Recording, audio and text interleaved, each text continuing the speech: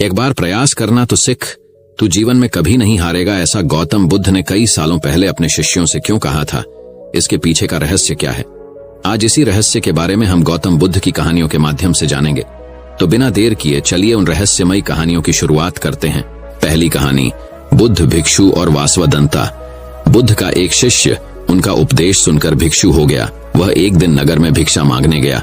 नियम था कि 3 घरों में भिक्षा मांगी जाती थी। बुद्ध के लगभग सारे शिष्य युवक थे। ये भिक्षु युवक भी शरीर से गठीला और सुंदर था। एक तो वह यौवन के रंग में रंगा हुआ था, अर्थात तन में आकर्षण था। दूसरा मन पवित्र था, अर्थात मन में ईश्वरीय शक्ति भरी हुई थी। जिसका तन और मन दोनों सुंदर है, वह परमात्मा के निकट है। वह भिक्षु एक घर के सामने भिक्षा मांगने के लिए रुका। वह मकान वासवदंता नाम की एक वेश्या का था। वह भिक्षु की आवाज सुनकर तुरंत बाहर आई और द्वार पर देखा कि एक सुंदर नौजवान जिसका शरीर गठा हुआ है एवं उसका मुख एक अलौकिक आभा से युक्त है, उसको देखकर ऐसा लग रहा था कि वह भिक्षु युवक शांति और आनंद में डूबा हुआ है। वेश्या उसे देखकर हैरान रह गई, जबकि वह स्वयं भी बहुत सुंदर थी। सारा वैशाली नगर उसके पीछे घूमता था कि वह हमको स्वीकार कर ले, हमसे विवाह कर ले, पर वह किसी को भी स्वीकार नहीं करती थी। उस बलिष्ठ और सुंदर नौजवान भिक्षु को देखते ही वासवदंता उसे अपना दिल दे बैठी। उसने भिक्षु से कहा, घर के भीतर आओ, तनिक बैठो। भिक्षु ने इनकार कर दिया। देवी, मैं अभी नहीं आ सकता हूँ, वेश्या ने कहा। भिक्षु कभी इनकार नहीं करते, कोई बुलाए तो जाना चाहिए। मेरे भवन के भीतर आओ। हे भिक्षु, अगर भीतर आओगे तो कुछ न कुछ तो पाओगे ही, भिक्षु ने कहा। अगर कुछ देना है तो द्वार पर ही दे दो। उस वेश्या का दिल और दिमाग उस युवक के आकर्षण में बिल्कुल डूब चुका था। उसको कुछ सुनाई ही नहीं पड़ रहा था। वह भिक्षु कुछ क्षण रुककर आगे की ओर बढ़ गया। दासी ने आकर कहा, अब द्वार पर कोई नहीं है, भीतर चलो। वासवदंता को तंद्रा टूटी। वह बहुत दुखी और पीड़ित हुई। जब स्त्री के प्रणय निवेदन को कोई पुरुष ठुकरा देता है तो उसकी हालत बड़ी खराब हो जाती है। वासवदंता ने अपने जीवन में एक ही बार एक ही पुरुष के प्रति लगाव रखा था। उसने भी इनकार कर दिया। दिल टूट गया। उसने नृत्य बंद कर दिया, गाना बंद कर दिया। जो दिन भर मुस्कुराती थी और लोगों का मनोरंजन करती थी, वह सुंदरी वासवदंता बिल्कुल मौन हो गई। भवन के द्वार सबके लिए बंद हो गए। वह किसी से भी नहीं मिलती थी। कई धनाढ्य लोगों के निमंत्रण आते थे, आओ हमारे उत्सव में खुशियां बिखेर दो, किंतु वह इनकार कर देती थी। एकांत को उसने अपने जीवन का साथी बना लिया। दासी अच्छा भोजन बनाती थी, पर उसकी भूख और प्यास को वह भिक्षु मानो सदा के लिए ले गया हो। वासवदंता को रात दिन वह भिक्षु याद आता था। वह बहुत कमजोर हो गई और बीमार रहने लगी। कहते हैं कि चिंता चिता से बड़ी होती है। चिता एक बार जलाती है और चिंता सदैव जलाती रहती है। वह कहीं आती जाती नहीं थी। एक ही स्थान पर लेटे लेटे उसके शरीर में कई जख्म हो गए। उसकी सुंदरता कुरूपता में बदल गई। अब उसे कोई देखना भी पसंद नहीं करता था। बहुत समय के बाद फिर वही भिक्षु उस नगर में पुनः आया। उसे मालूम पड़ा कि वासवदंता बहुत बीमार है, उसकी हालत बहुत खराब है। भिक्षु उसके द्वार पर गया। दासी ने जाकर कहा कि वही भिक्षु आए हैं। वासवदंता ने दासी से कहा, यहाँ पर मत आने दो। जब मैं सुंदर युवती थी, बहुत खूबसूरत थी, तब मेरा निवेदन स्वीकार न किया। अब मैं बदसूरत और बीमार हो गई हूँ। अब मैं इनके सामने कैसे जाऊं? नहीं जाऊंगी। पर भिक्षु आ गए। हे देवी, आज तुझे मेरी जरूरत है। उस समय तुमको मेरी जरूरत नहीं थी। उस समय तेरी सुंदरता, तेरे नाच गाने से मोहित होने वाले हजारों थे, किंतु दुख की घड़ी में सब दूर हो जाते हैं। अब तू चिंता न कर, शर्मिंदा मत हो। मैं तेरे पास रहकर तेरी सेवा करूंगा। भिक्षु ने पवित्र भाव से उसकी सेवा की। वासवदंता की वासना मिट गई। उसका विवेक जाग उठा। भिक्षु उसे बुद्ध के पास ले गए। उसने प्रार्थना की, मुझे दीक्षा दो। बुद्ध से दीक्षा पाकर वह भिक्षुणी हो गई। अपना जीवन पतित से पावन कर लिया। तो अब दोस्तों चलिए गौतम बुद्ध की दूसरी कहानी की शुरुआत करते हैं। दूसरी कहानी, बुद्ध के पास एक राजकुमार दीक्षित हो गया। दीक्षा के दूसरे ही दिन किसी श्राविका के घर उसे भिक्षा लेने बुद्ध ने भेज दिया। वह वहां गया। रास्ते में 2-3 घटनाएं ऐसी घटी लौटते में, उनसे वह बहुत परेशान हो गया। रास्ते में उसके मन में ख्याल आया कि मुझे जो भोजन प्रिय हैं वे तो अब नहीं मिलेंगे। लेकिन श्राविका के घर जाकर पाया कि वही भोजन उसके थाली में है जो उसे बहुत प्रीतिकर हैं। वह बहुत हैरान हुआ। फिर सोचा, संयोग होगा, जो मुझे पसंद है वही आज बना होगा। वह भोजन करता है। तभी उसे ख्याल आया कि रोज तो भोजन के बाद में विश्राम करता था 2 घड़ी। आज तो फिर धूप में वापस लौटना है। लेकिन तभी उस श्राविका ने कहा कि भिक्षु बद्धी अनुकंपा होगी अगर भोजन के बाद 2 घड़ी विश्राम करो। बहुत हैरान हुआ। जब वह सोचता था यह तभी उसने यह कहा था। फिर भी सोचा संयोग की ही बात होगी कि मेरे मन भी बात आई और उसके मन में भी सहज बात आई कि भोजन के बाद भिक्षु विश्राम कर ले। चटाई बिछा दी गई, वह लेट गया। लेटते ही उसे ख्याल आया कि आज न तो अपना कोई साया है, न कोई छप्पर है अपना, न अपना कोई बिछौना है। अब तो आकाश छप्पर है, जमीन बिछौना है। यह सोचता था, वह श्राविका लौटती थी। उसने पीछे से कहा, भंते ऐसा क्यों सोचते हैं? न तो किसी की शैया है, न किसी का साया है।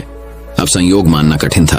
अब तो बात स्पष्ट थी। वह उठकर बैठ गया और उसने कहा कि मैं बड्डी हैरानी में हूं। क्या मेरे विचार तुम तक पहुंच जाते हैं? क्या मेरा अंतकरण तुम पढ़ लेती हो? उस श्राविका ने कहा, निश्चित ही। पहले तो सबसे पहले स्वयं के विचारों का निरीक्षण शुरू किया था। अब तो हालत उलटी हो गई। स्वयं के विचार तो निरीक्षण करते करते क्षीण हो गए और विलीन हो गए। मन हो गया निर्विचार। अब तो जो निकट होता है उसके विचार भी निरीक्षण में आ जाते हैं। वह भिक्षु घबराकर खड़े दीदा हो गया और उसने कहा कि मुझे आज्ञा दें, मैं जाऊं। उसके हाथ पैर कांपने लगे। उस श्राविका ने कहा, इतने घबराते क्यों हैं? इसमें घबराने की क्या बात है? लेकिन भिक्षु फिर रुका नहीं। वह वापस लौटा। उसने बुद्ध से कहा, क्षमा करें, उस द्वार पर दोबारा भिक्षा मांगने मैं न जा सकूंगा। बुद्ध ने कहा, कुछ गलती हुई? वहां कोई भूल हुई? उस भिक्षु ने कहा, न तो भूल हुई न कोई गलती। बहुत आदर सम्मान और जो भोजन मुझे प्रिय था वह मिला। लेकिन वह श्राविका, वह युवती दूसरे के मन के विचारों को पढ़ लेती है।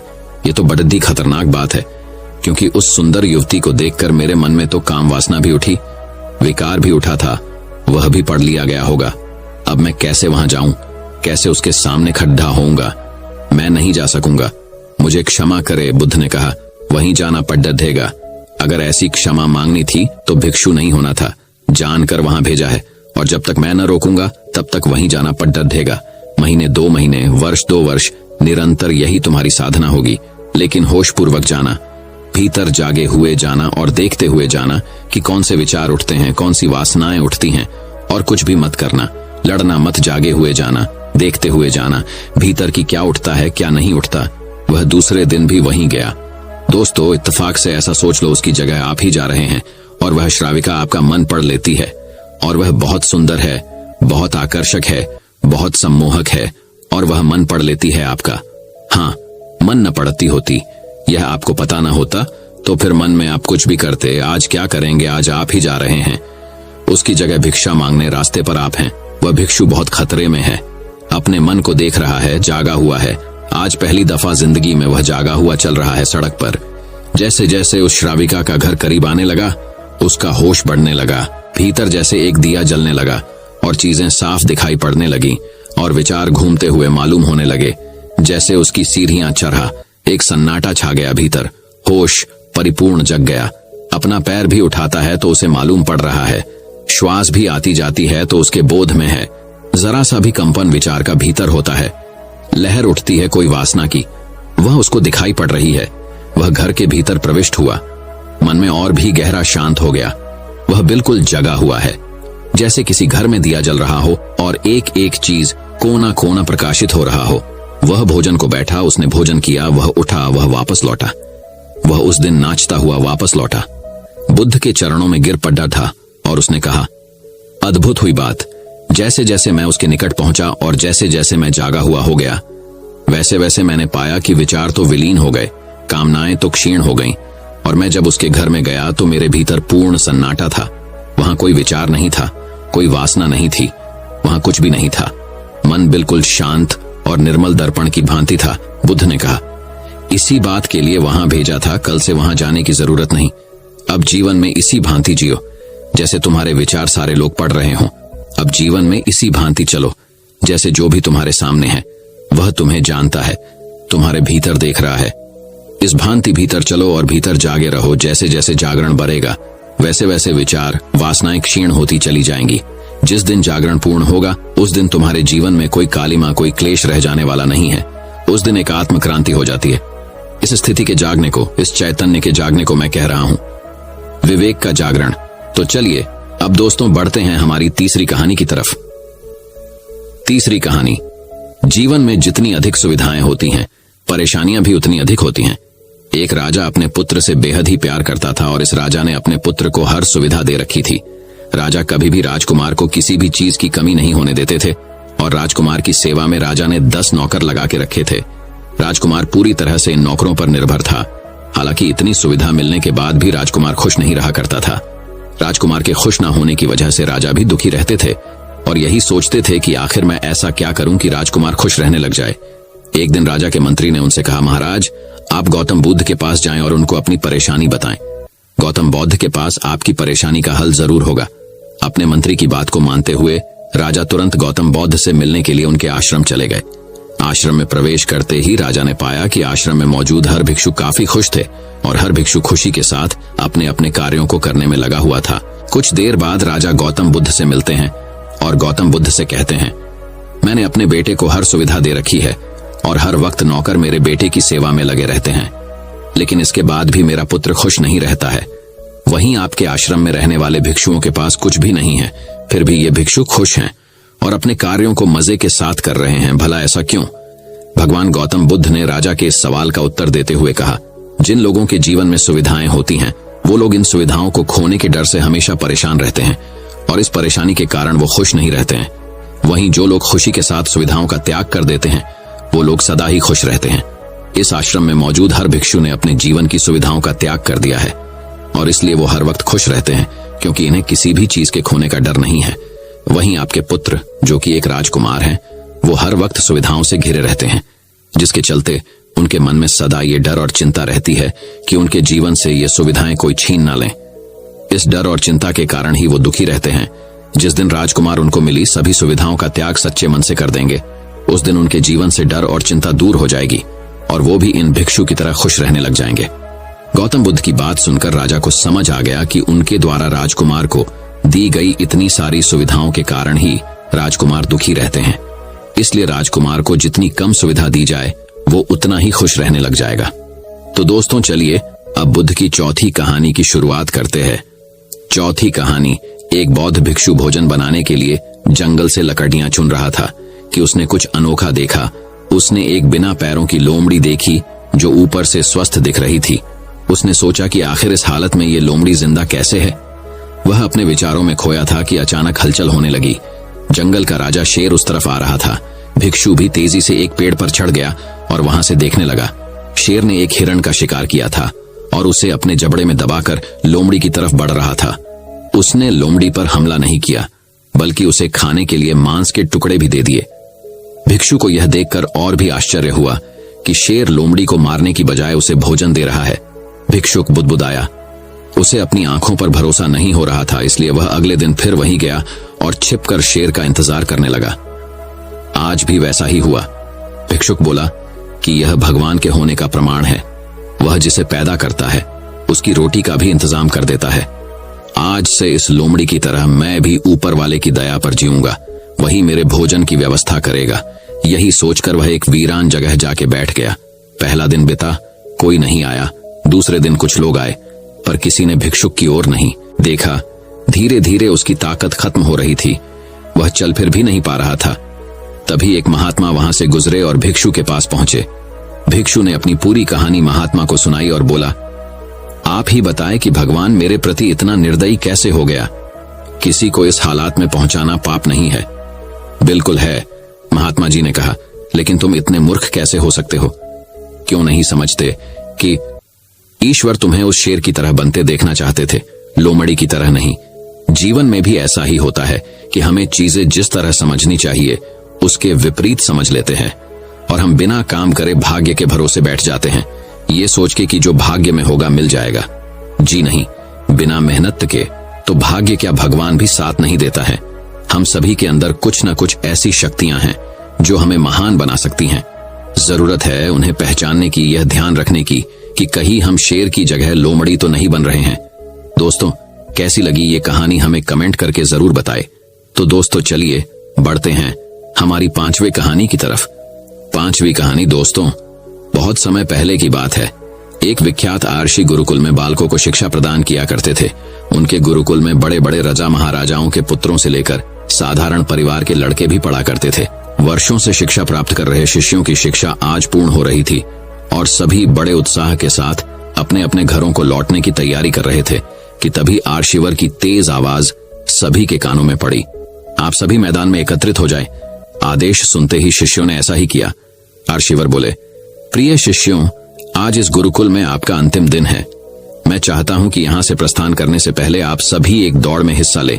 यहां एक बड़ी दौड़ होगी और इसमें आपको कहीं कूदना तो कहीं पानी में दौड़ना होगा और इसके आखिरी हिस्से में आपको एक अंधेरी सुरंग से भी गुजरना पड़ेगा। तो क्या आप सब तैयार हैं? हाँ, हम तैयार हैं, शिष्य एक स्वर में बोले। दौड़ शुरू हुई। सभी तेजी से भागने लगे। वे तमाम बाधाओं को पार करते हुए अंत में सुरंग के पास पहुंचे। वहां बहुत अंधेरा था और उसमें जगह जगह नुकीले पत्थर भी पड़े थे जिनके चुभने पर असहनीय पीड़ा का अनुभव होता था। सभी असमंजस में पड़ गए। जहां अभी तक दौड़ में सभी एक समान बर्ताव कर रहे थे, वहीं अब सभी अलग अलग व्यवहार करने लगे। खैर, सभी ने ऐसे तैसे दौड़ खत्म की और आर्शिवर के समक्ष एकत्रित हुए। पुत्रों, मैं देख रहा हूं कि कुछ लोगों ने दौड़ बहुत जल्दी पूरी कर ली और कुछ ने बहुत अधिक समय लिया। भला ऐसा क्यों? आर्शिवर ने प्रश्न किया। यह सुनकर एक शिष्य बोला, गुरुजी, हम सभी लगभग साथ साथ ही दौड़ रहे थे, पर सुरंग में पहुंचते ही स्थिति बदल गई। कोई दूसरे को धक्का देकर आगे निकलने में लगा हुआ था, तो कोई संभल कर आगे बढ़ रहा था और कुछ तो ऐसे भी थे जो पैरों में चुभ रहे पत्थरों को उठा उठाकर अपनी जेब में रख ले रहे थे ताकि बाद में आने वाले लोगों को पीड़ा ना सहनी पड़े। इसलिए सबने अलग अलग समय में दौड़ पूरी की। ठीक है, जिन लोगों ने पत्थर उठाए हैं वे आगे आएं और मुझे वो पत्थर दिखाएं। आर्शिवर ने आदेश दिया। आदेश सुनते ही कुछ शिष्य सामने आए और पत्थर निकालने लगे। पर ये क्या जिन्हें वे पत्थर समझ रहे थे, दरअसल वे बहुमूल्य हीरे थे। सभी आश्चर्य में पड़ गए और आर्शिवर की तरफ देखने लगे। मैं जानता हूं आप लोग इन हीरों के देखकर आश्चर्य में पड़ गए हैं। आर्शिवर बोले, दरअसल इन्हें मैंने ही उस सुरंग में डाला था और यह दूसरों के विषय में सोचने वालों शिष्यों को मेरा इनाम है। पुत्रों, यह दौड़ जीवन की भाग को दर्शाती है, जहां हर कोई कुछ न कुछ पाने के लिए भाग रहा है, पर अंत में वही सबसे समृद्ध होता है जो इस भाग में भी दूसरों के बारे में सोचने और उनका भला करने से नहीं चूकता है। अंततः यहां से जाते जाते इस बात को गांठ बांध लीजिए कि आप अपने जीवन में सफलता की जो इमारत खड़ी करें, उसमें परोपकार की ईंटें लगाना कर भी ना भूलें। अंततः वही आपकी सबसे अनमोल जमा पूंजी होगी। तो दोस्तों, चलिए बढ़ते हैं हमारी छठी कहानी की तरफ। छठी कहानी बहुत समय पहले की बात है। एक गांव में अभिषेक नाम का लड़का रहा करता था। अभिषेक के दादाजी उसे बहुत ही मानते थे और बचपन से ही उसका ख्याल रखा करते थे। दादाजी की एक आदत थी कि वे हमेशा अपने साथ एक डायरी लेकर चलते थे। अभिषेक अक्सर उन्हें ऐसा करते देखता और पूछता, दादाजी बताइए ना, आप इस पर क्या लिखते हैं? दादाजी उसकी बात को हमेशा टाल देते और कहते, तू नहीं समझेगा, अभिषेक अब बड़ा हो चुका था और दादाजी करीब 90 वर्ष की हो चुके थे। एक रात की बात है, उस रात भी सभी लोगों ने साथ खाना खाया और अपने अपने कमरों में सोने चले गए, पर दादाजी ने अगली सुबह नहीं देखी। उनका देहांत हो चुका अभिषेक के लिए ये किसी सदमे से कम नहीं था। वह फूट फूट कर रोया। दादाजी के साथ बिताया एक एक पल उसकी आंखों के सामने से गुजरने लगा। अंतिम संस्कार के बाद जब अभिषेक उनके कमरे में गया तो उसकी नजर उस डायरी पर पड़ी। तब उसने उस डायरी को खोला और अभिषेक पन्ने पलटने लगा। आखिरी पन्ने पर लिखा था, ये मेरे लाडले अभिषेक के लिए। अभिषेक ने पढ़ना शुरू किया। बेटा अभिषेक, तू हमेशा पूछता था ना मैं इस डायरी में क्या लिखता हूँ, तो आज मैं तुम्हें कुछ बताना चाहता हूँ। आज मैं तुम्हें अपने जीवन के अनुभव का निचोड़ देना चाहता हूँ। मेरे जाने के बाद तुम इन 10 बातों को ध्यान से पढ़ना और इसे अपने जीवन में अपनाना। तुम जिंदगी के असल मायने समझ पाओगे। पहली सीख, प्यार और समझ के साथ चीजों को स्वीकार करो। इससे मतलब नहीं है कि तुम कहां हो या क्या कर रहे हो। हमेशा यकीन रखो कि सुरंग के अंत में प्रकाश होगा। परिस्थितियों को कंट्रोल करने के लिए जो कर सकते हो करो, लेकिन अंत में जो भी उसका रिजल्ट आए उसे स्वीकार करो, क्योंकि वे तुम्हारे हाथ में नहीं होते। जो भी हुआ है उसे ऐसे ही होना था। दूसरी सिख, लाइफ बहुत सिंपल होते हुए भी सुखद हो सकती है। बहुत बार तुम्हें लगता है कि जिंदगी बहुत जटिल है, लेकिन यह हमेशा सिंपल हो सकती है। बस तुम्हें इतना ही करना है कि एक समय में एक ही काम करना है। तुम्हें एक साथ बहुत सारी चीजें नहीं करनी है। तुम जिंदगी में जो कुछ भी डालोगे वो तुम्हें इंटरेस्ट के साथ उसे लौटा देगी। खुशियां चीजों में नहीं होती, वो तुम्हारे भीतर होती हैं। तीसरी सिख, औरों के लिए खुद को नहीं बदलो। सिर्फ इसलिए अपने आप को मत बदलो क्योंकि तुम जैसे हो उस रूप में लोग तुम्हें अपनाते नहीं। तुम यूनिक हो। अपनी यूनिकनेस, अपनी विशिष्टता को खो मत। हमेशा वही बोलो जो तुम सचमुच अंदर से सोचते हो, भले इससे हर कोई वास्ता ना रखता हो। जब तुम खुद से सच्चे रहते हो तब तुम इस दुनिया को सुंदर बनाते हो, वो सुंदरता जो पहले नहीं थी। चौथी सीख, तुम वो नहीं हो जो तुम थे, और इसमें कोई बुराई नहीं है। हम रोज कुछ नया सीखते हैं जो हमें किसी न किसी रूप में बदल देता है, और हमें एक दिन एहसास होता है कि हम वाकई में बदल गए हैं। इसलिए कभी इसके लिए अफसोस मत करना। बदलाव प्रकृति का नियम है। पांचवी सीख, जो होता है अच्छे के लिए होता है। हमारे साथ जो कुछ भी होता है वो आज हमें चाहे जैसा लगे, पर बाद में पता चलता है कि वो हमारे भले के लिए ही था। जिंदगी तुम्हें कई जगह ले जाएगी, अलग अलग अनुभव कराएगी, खट्टे मीठे हर तरह के अनुभव। ये सब बातें तुम्हें जीवन में आगे बढ़ने में करने में मदद करेंगी। इसलिए कभी निराशा में मत डूबना। हमारे साथ वही होता है जो हमारे साथ सबसे अच्छा हो सकता है। छठी सीख, खुशियां चुनो, पैसे नहीं। बहुत लोग ये सोचते हैं कि पैसा उनके जीवन में खुशियां ला सकता है, लेकिन दौलत का पीछा करने का कोई मतलब नहीं। हाँ, पैसा जरूरी है, लेकिन बस उसी के पीछे भागते रहना एक बहुत बड़ी गलती है। हर एक निर्णय में पहले खुशियों को देखो, बाद में बैंक बैलेंस। इस तरह जब तुम बूढ़े होगे तो तुम चीजों की असल कीमत जानोगे, उनकी मॉनेटरी वैल्यू नहीं। तब तुम समझोगे कि जिंदगी की सबसे कीमती चीजें ऐसी होती हैं जिन्हें पैसा नहीं खरीद सकता। सातवीं सीख, निश्चय करो कि तुम पॉजिटिव रहोगे। जिंदगी के बारे में एक बहुत जरूरी चीज जो तुम्हें समझनी चाहिए वो ये कि अगर तुम खुश नहीं हो तो ये परिस्थितियों की वजह से नहीं, बल्कि तुम्हारे खुश ना रहने के निर्णय की वजह से है। हर बार जब जिंदगी तुम्हारे रास्ते में बाधा डाले तब एक बड़ी सी मुस्कान दो, उसकी मौजूदगी स्वीकार करो और हंसते हुए उसे पार करो। खुश रहने का निर्णय लो और चाहे जो हो जाए अपने निर्णय पर अडिग रहो। यही खुश रहने का रहस्य है। आठवीं सीख, जिन लोगों से तुम प्यार करते हो उन पर पूरा ध्यान दो। जब तुम अपने किसी करीबी से पूछो कि वो कैसा है, तो बस ओके सुनकर आगे मत बढ़ जाओ। उसकी आंखों में देखो और पूछो उसका दिन कैसा गया और वो कैसा महसूस कर रहा है। अगर तुम्हें ऐसा लगता है कि तुम्हारे दोस्त बस तुम्हें जरूरत में याद करते हैं तो चिंता मत करो। खुश रहो कि तुम उनके लिए एक उम्मीद की किरण के समान हो। नौवीं सीख, कभी कभी कुछ लोगों को पीछे छोड़ना पड़ता है। जिंदगी में टकराने वाले सभी लोग अच्छे नहीं होते। कुछ मामलों में वे हमारे जीवन के बढ़त को इम्प्रूव नहीं करते हैं। जब जान जाओ कि कोई व्यक्ति तुम्हारे लिए सही नहीं है तो मजबूरी में उससे चिपके मत रहो। एक सही डिसीजन लो और आगे बढ़ जाओ। 10वीं सीख, हर एक एंडिंग हैप्पी एंडिंग नहीं होती। फेलियर भी लाइफ का एक हिस्सा है। जरूरी नहीं कि तुमने जो कुछ भी शुरू किया उसका एक सुखद अंत हो। इसीलिए जब बहुत प्रयास करने पर भी हैप्पी एंडिंग ना हो तो बेहतर होगा कि तुम एक नई शुरुआत करो। कभी भी पुराना सब कुछ छोड़कर नया शुरू करने से डरो मत। चाहे तुम उम्र के किसी भी पड़ाव पर हो। तो अब दोस्तों चलिए बढ़ते हैं हमारी 7वीं कहानी की तरफ। 7वीं कहानी कमलेश्वर की कहानी। एक बौद्ध भिक्षु था। उसने 6 खंडों में भगवान गौतम बुद्ध की जीवनी लिखी। लगभग 3000 पृष्ठों के उस भारी भरकम ग्रंथ को प्रकाशित करने के लिए कोई प्रकाशक तैयार नहीं हुआ। भिक्षु बहुत निराश हुआ।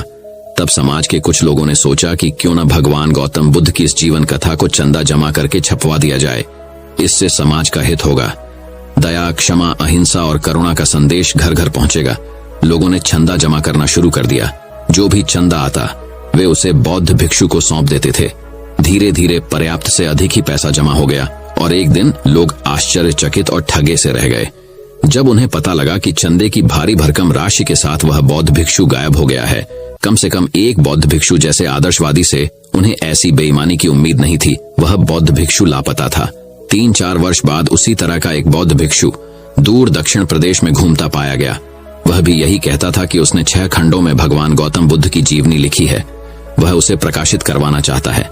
इस बार भी कोई प्रकाशक उस भारी भरकम ग्रंथ में पैसा लगाने को तैयार नहीं हुआ। दक्षिण प्रदेश के लोगों ने उत्तरी क्षेत्र के लोगों की तरह ही सोचा कि क्यों न महात्मा गौतम बुद्ध की जीवन कथा को चंदा जमा करके छपवा दिया जाए। इससे समाज का हित होगा। दया, क्षमा, अहिंसा, करुणा जैसे महान विचारों का प्रचार होगा। लोगों ने चंदा जमा करना शुरू कर दिया। वे भी चंदे की राशि को बौद्ध भिक्षु को सौंप देते थे। उन्हें मालूम नहीं था कि उत्तर भारत में यही व्यक्ति चंदे की मोटी पूंजी लेकर चंपत हो चुका है। आखिर काफी चंदा जमा हो गया और एक दिन लोग आश्चर्यचकित और ठगे से रह गए जब उन्हें मालूम हुआ कि बौद्ध भिक्षु चंदे की मोटी रकम लेकर चंपत हो गया है। लेकिन अब सिवा पछताने के किया भी क्या जा सकता था। धीरे धीरे यह बात उत्तर दक्षिण में फैल गई कि एक बौद्ध भिक्षु भगवान गौतम बुद्ध की जीवनी लिखने और उसे प्रकाशित करने के नाम पर धोखाधड़ी का धंधा कर रहा है। फिर कुछ समय बीत गया। 3-4 वर्ष बाद वह सारनाथ मंदिर परिसर में घूमता हुआ पाया गया। वह पहचाना गया। लोगों ने उसे पकड़ लिया, उसकी लानत मलामत की, अपमान किया। उसने अपना अपराध मंजूर किया। एक प्रकाशक को इस घटना का पता चला। उसने सोचा कि यह भिक्षु तो बेईमान है ही, यह भगवान गौतम बुद्ध की जीवनी के नाम पर फिर समाज को धोखा दे सकता है। अच्छा यही होगा कि भगवान बुद्ध की जीवन कथा को प्रकाशित कर दिया जाए। फिर न रहेगा बांस, न बजेगी बांसुरी, धोखाधड़ी का सिलसिला ही खत्म हो जाएगा। आखिर किताब का पहला खंड प्रेस में दे दिया गया। शुरू के पन्नों के मैटर का सवाल आया, वही पृष्ठ जिस पर कॉपीराइट, मूल्य संस्करण वगैरह का ब्यौरा दिया जाता है। बौद्ध भिक्षु ने उस पर लिखा तीसरा संस्करण। प्रकाशक चौंका। उसे लगा कि भिक्षु फिर किसी बेईमानी पर उतारू है। उसने भिक्षु से पूछा, इस तीसरे संस्करण का क्या मतलब है? क्या यह ग्रंथ 2 बार पहले कहीं छप चुका है? यही समझिए, भिक्षु ने उत्तर दिया। प्रकाशक थोड़ा क्षुब्ध हुआ। वह बोला, देखिए भिक्षु महाशय, मुझे आपकी पिछली दोनों करतूतों की जानकारी है। आप मुझे धोखा नहीं दे सकते। मैं आपको धोखा नहीं दे रहा हूं। भिक्षु बोला, तो यह तीसरा संस्करण क्या है? प्रकाशक बिगड़ा। देखिए, जब इसके लिए पहली बार चंदा जमा हुआ, उन्हीं दिनों उड़ीसा में चक्रवात आया था। सैकड़ों परिवार नष्ट हुए, सैकड़ों मछुआरों की जान चली गई थी। वह पैसा मैं वहां खर्च कराया। दूसरी बार पैसा जमा किया गया। गुजरात में भूकंप आ गया। चंदे का पैसा मेरे पास था। वह पैसा मैंने भूकंप पीड़ितों की सेवा में लगा दिया। यही तो भगवान बुद्ध के जीवन और उनकी करुणा का संदेश है। यदि मैं उस पर आचरण नहीं करता तो मुझे यह जीवनी लिखने का अधिकार नहीं था। लेखक जो भी लिखता है उस पर यदि वह खुद विश्वास और अमल नहीं करता तो उसका लिखना व्यर्थ है। तो महोदय, इसका पहला संस्करण उड़ीसा में निकला, दूसरा संस्करण गुजरात में। इस तरह ये अब इसका तीसरा संस्करण है। तो दोस्तों, चलिए बढ़ते हैं हमारी 8वीं कहानी की तरफ। 8वीं कहानी, भिक्षु तिष्य की चादर। एक भिक्षु थे तिष्य। वर्षा वास के पश्चात किसी ने उन्हें एक बहुत मोटे सूत केला चादर भेंट किया। बहुत भिक्षु वर्षा के दिनों में रुक जाते थे। 3-4 महीने और वर्षावास के बाद जब वे यात्रा पर पुनः निकलते तो लोग उन्हें भेंट देते। भेंट भी क्या, थोड़ी सी भेंट लेने की उन्हें आज्ञा थी। 3 वस्त्र रख सकते थे, इससे ज्यादा नहीं। तो कोई चादर भेंट कर देता या कोई भिक्षा पात्र भेंट कर देता तो पुराना भिक्षा पात्र छोड़ देना पड़ता, पुरानी चादर छोड़ देनी पड़ती। ये भिक्षु तिष्य ने वर्षावास किया किसी गांव में। जब वर्षावास के बाद उन्हें एक मोटे सूत वाला चादर भेंट किया गया तो उन्हें पसंद न आया। बहुत मोटे सूत वाला था। भिक्षु को आज्ञा नहीं थी कि जो उसे दिया जाए उसमें वह शिकायत करे या वह कहे कि यह बहुत मोटे सूत वाला है, यह मैं न लूंगा। भिक्षु को जो दिया जाए वह चुपचाप स्वीकार कर ले। लेकिन आदमी तो होशियार होते हैं, कानूनी होते हैं, तरकीब तो निकाल ही लेते हैं। उसी गांव में तिष्य की बहन रहती थी। जब यह चादर भेंट की गई तो वह बहन भी खड्डी थी। तो भिक्षु तिष्य ने वह चादर बहन के हाथ में रख दिया। कुछ कहा नहीं। बहन को भी बात समझ में आ गई कि चादर बहुत मोटे सूत वाला है। वह घर गई। उसने उस मोटे सूत वाले चादर को तेज चाकू से पतला पतला चीर ओखल में कूट उसे धुनकर पुनः पतले सूत वाली चादर तैयार की। इस बीच भिक्षु तिष्य बड़ी आतुरता से उस वस्त्र की प्रतीक्षा करते थे और मन ही मन उसके संबंध में अनेक अनेक कामनाएं बनाते थे कि ऐसा होगा चादर, कि वैसा होगा चादर, कि और कर ऐसा चलूंगा कि वैसा चलूंगा। ख्याल करना, आदमी को वासना बनाने के लिए कोई बहुत बड़ा सामान नहीं चाहिए। फकीर की लंगोटी काफी है, उस पर ही सारे महल बन सकते हैं कामना के। कुछ ऐसा नहीं है कि तुम्हें बहुत बड़ा महल चाहिए। एक झोपड़ी बहुत। आदमी की वासना को टलने के लिए कोई भी खूंटी काम आ जाती है। अब एक चादर थी, उस पर कोई ऐसा परेशान होने की जरूरत न थी। लेकिन भिक्षु के लिए चादर ही बहुत है। वह खूब सोचने लगे कि बहन ऐसा बनाएगी कि बहन वैसा बनाएगी। बड़ी आतुरता से प्रतीक्षा करते थे। मन ही मन बड़ी कामनाएं उठती थीं। फिर एक दिन उनकी बहन ने वह वस्त्र लाकर उन्हें भेंट किया। उनका मन मयूर नाच उठा। ऐसा सुंदर चीवर तो भगवान के पास भी नहीं है, तिष्य ने सोचा, और अहंकार को खूब पोषण मिला। उन्होंने कहा कि अब कल जब निकलूंगा पहनकर तो भगवान को भी पता चलेगा कि तुम्हारे पास भी ऐसा सुंदर चादर नहीं है। संघ में किसी के पास ऐसा चादर नहीं है। लेकिन सांझ हो गई थी, सो तिष्य ने सोचा कल पहनूंगा।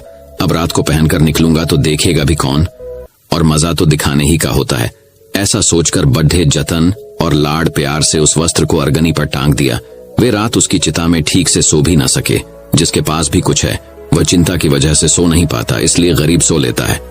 अमीर नहीं सो पाता। अमीर को सोना चाहिए ज्यादा शांति से। उसके पास सब है, गरीब के पास कुछ भी नहीं है, लेकिन गरीब सो लेता है।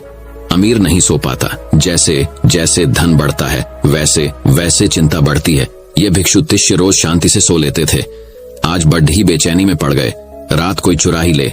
अब भिक्षु ठहरते थे एक ही जगह, एक ही छप्पर के नीचे हजारों भिक्षु ठहरते थे। रात कोई उठा ही ले तो सुबह पता लगाना मुश्किल हो जाएगा।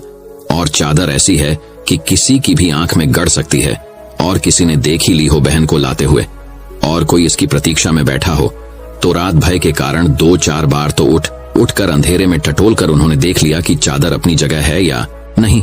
नींद में उस सुंदर वस्त्र के संबंध में तरह तरह के स्वप्न भी चलते रहे। कब सुबह हो और कब पहनूं, ऐसी वासना पास पास मंडराती रही। संयोग की बात कि उसी रात तिष्य का देहांत हो गया। वह चीवर के प्रति इतनी अति बलवती तृष्णा थी इनकी उस चादर चीवर के प्रति कि तिष्य मरकर चीलर हो गए और उसी चीवर में समा गए। मरते ही चीलर हो गए और चीवर में जा बैठे। दूसरे दिन भिक्षु उनके मृत शरीर को जलाकर नियमानुसार उस चीवर को परस्पर बांटने के लिए उठाए। यह भी नियम था, जब एक भिक्षु मर जाए तो उसकी वस्तुएं बांट दी जाए, जिनके पास न हो उन्हें दे दी जाए। वह चीलर तो पागल हो उठा। वह चीलर, अब तो तिष्य कहाँ थे, अब तो चीलर हो गए थे। वह उस चादर में छिपे बैठे थे। वह बिल्कुल पागल हो उठा। हमारी वस्तु लूट रहे हैं कहकर इधर उधर दौड़ने और चिल्लाने लगा। भगवान के अतिरिक्त कोई और तो उस चीलर की आवाज सुन न सका। भगवान ने उसकी आवाज सुनी, हंसे और उन्होंने आनंद से कहा, आनंद, उन भिक्षुओं से कह दो कि तिष्य की चीवर को अभी वहीं की वहीं रख दें। 7वें दिन बाद वह चीलर मर गया। चीलर की उम्र कितनी, जब तिष्य ही मर गए तो चीलर की कितनी उम्र, चीलर कितनी देर जिएगा। तब भगवान ने भिक्षुओं को तिष्य के चीवर को आपस में बांट लेने को कहा। भिक्षुओं ने स्वभावतः भगवान से 1 सप्ताह पहले रुक जाने और फिर आज अचानक बांटने की आशा देने का कारण पूछा। तब भगवान ने तिष्य के चीलर होने और दोबारा मरने की बात बताई और कहा, कामी अनंत बार मरता है, जितनी कामना उतनी मृत्यु, क्योंकि जितनी कामना उतने जन्म। प्रत्येक कामना एक जन्म बन जाती है और प्रत्येक कामना एक मृत्यु बन जाती है। दोस्तों, मैं उम्मीद करता हूं कि यह कहानी सुनने से आपके जीवन में अच्छे बदलाव आए होंगे। आपको इस वीडियो से क्या सीखने मिला, ये कमेंट करके जरूर बताएं और अपने परिवार, दोस्तों या आपके करीबी इंसान के साथ ये कहानी शेयर करके उन्हें भी इस ज्ञान से परिचित करवाएं। बाकी अगर आपको ये वीडियो दिल से अच्छी लगी हो तभी इस वीडियो को लाइक कर देना, और आपने अब तक इस चैनल को सब्सक्राइब न किया हो तो चैनल को सब्सक्राइब भी जरूर कर देना।